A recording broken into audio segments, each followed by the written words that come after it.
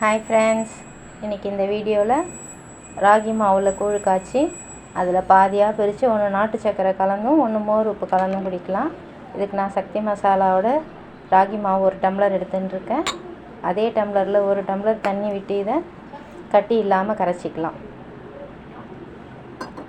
இப்போ ராகி மாவு எடுத்த அதே டம்ளரில் 3 டம்ளர் தண்ணி விட்டு கொதிக்க விட்டுருக்கேன். தண்ணி கொதிக்க வரும்போது நம்ம கரைச்சி வச்சுருக்க இந்த ராகி மாவை சேர்த்துடலாம். சேர்த்துட்டு அடுப்பை சிம்மில் வச்சு ஒரு 5 நிமிஷம் கைவிடாமல் கிளறுனா நல்லா வெந்து வந்துடும் நம்ம ராகி மாவு.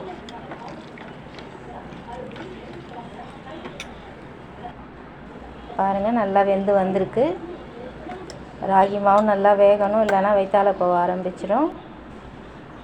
இப்போ இது கொஞ்சம் ஆறினவுடனே இதிலேருந்து பாதி எடுத்து நான் நாட்டு சர்க்கரையும் பாலும் கலக்க போகிறேன். அதுக்கு ஒரு குட்டி கரண்டியில் 4 கரண்டி எடுத்துட்டுருக்கேன். இதுக்கு 4 ஸ்பூன் நாட்டு சர்க்கரை கலந்துக்கலாம்.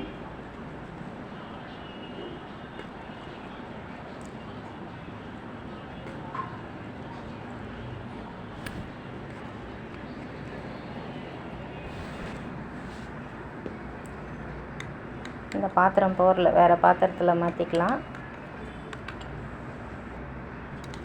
இப்போ நல்லா நாட்டு சர்க்கரையும் ராகி கூழையும் நல்லா கலந்துருக்கேன். இப்போ இது கூட 1/2 ஸ்பூன் சுக்கு பொடியும் 1/4 ஸ்பூன் ஏலக்காய் பொடியும் சேர்த்து நல்லா கலந்துக்கிறேன்.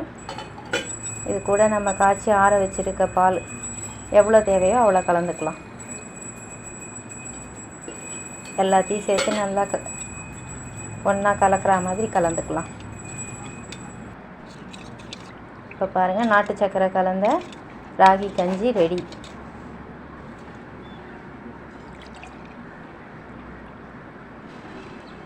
அடுத்தது இப்போது இன்னும் கொஞ்சம் ராகி கூழ் எடுத்து ஒரு பாத்திரத்தில் சேர்த்துக்கிறேன். இது கூட நான் தயிரை கடைஞ்சி அதில் உப்பும் கருவேப்பிலையும் போட்டு வச்சுருக்கேன். அந்த மோரை கொஞ்சம் சேர்த்துக்கிறேன். இது கூட நல்லா கலந்துக்கலாம். ராகி கூழுக்கு தேவையான உப்பை மட்டும் போட்டுக்கலாம். ஏன்னா நான் ஏற்கனவே மோரில் உப்பு போட்டிருக்கேன். அவ்வளோதான், மோரும் ராகி கூழ் உப்பும் கலந்த ராகி கஞ்சி ரெடி.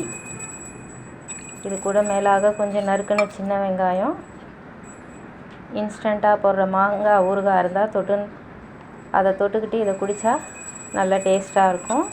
இந்த சம்மருக்கு இதெல்லாம் அடிக்கடி ட்ரை பண்ணணும். அப்போ தான் பாடி ஹீட் ஆகாமல் கூலாக இருக்கும். ட்ரை பண்ணி பாருங்கள் friends. Healthy drink ready. Thanks for வாட்சிங். Bye.